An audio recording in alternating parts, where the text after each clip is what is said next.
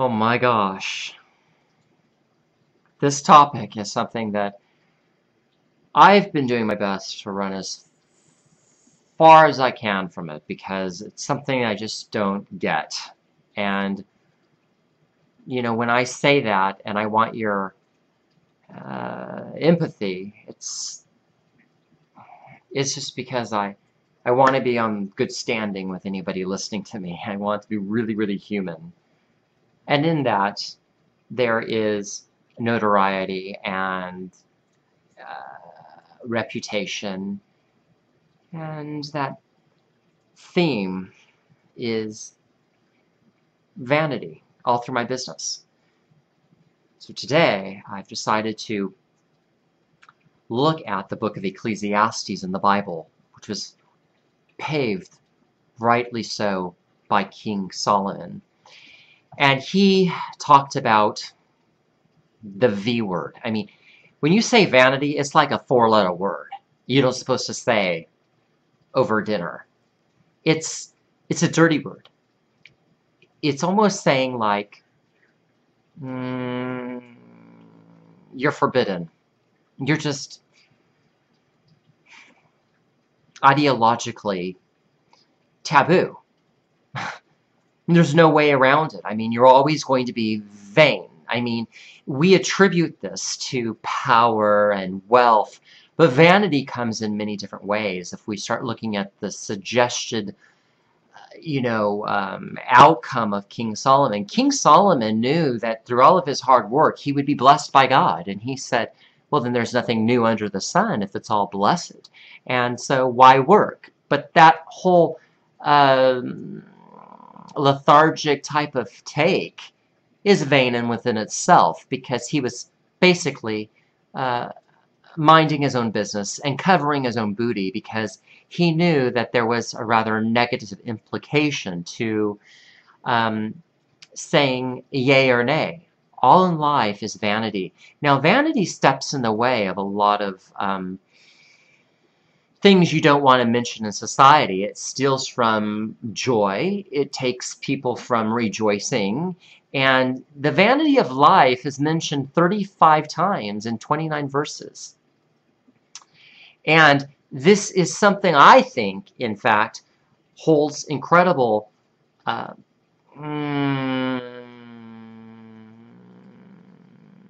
reality.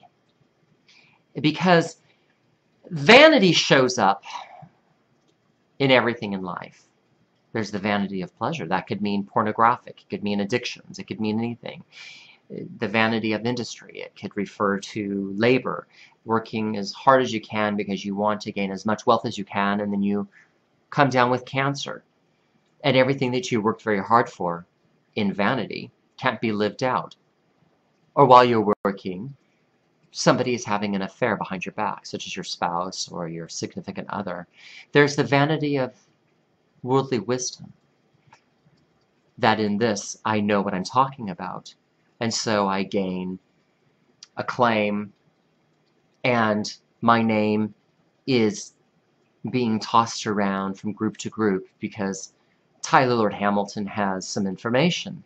Well, if that means more viewers, solid advertisers to provide all vanity in my life so I can go ahead and buy what I want to buy, what does the earthly wisdom do for us anyways? So there's egocentrism marking that.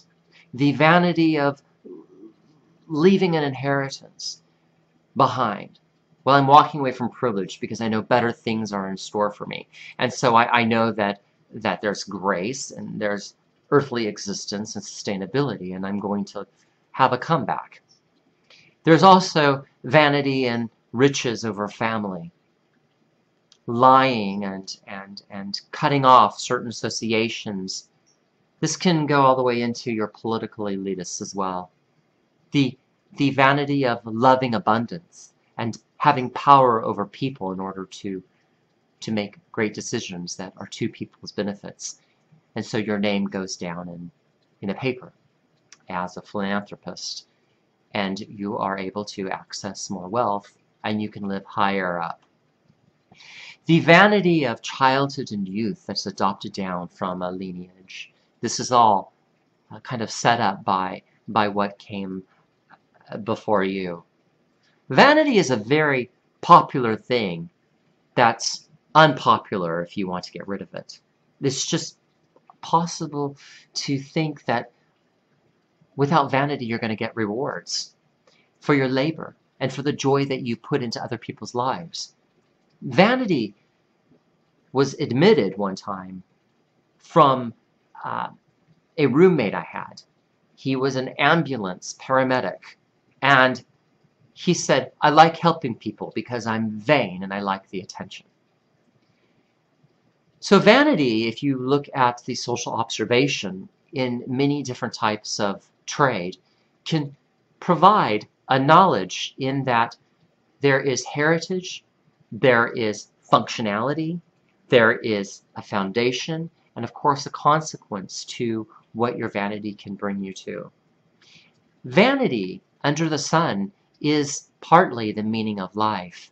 It holds true to people's priority. It's like there's winners and losers, but regardless of who wins and who loses, I can still feel high about myself. I think vanity is stepping in the way of all of our lives. And I think that we want to do what we can through humility, because we've been so humiliated, and we have this fight for survival and this pursuit for attention, and then having broken dreams debunk us. It's hard that at the end of the failure, and especially the accolades, to say I don't have vanity.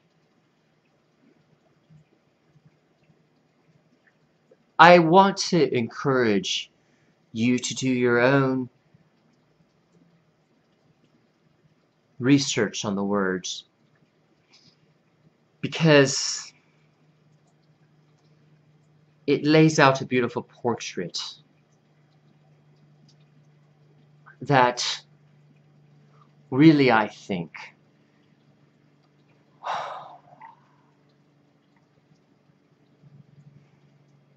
requires us confronting.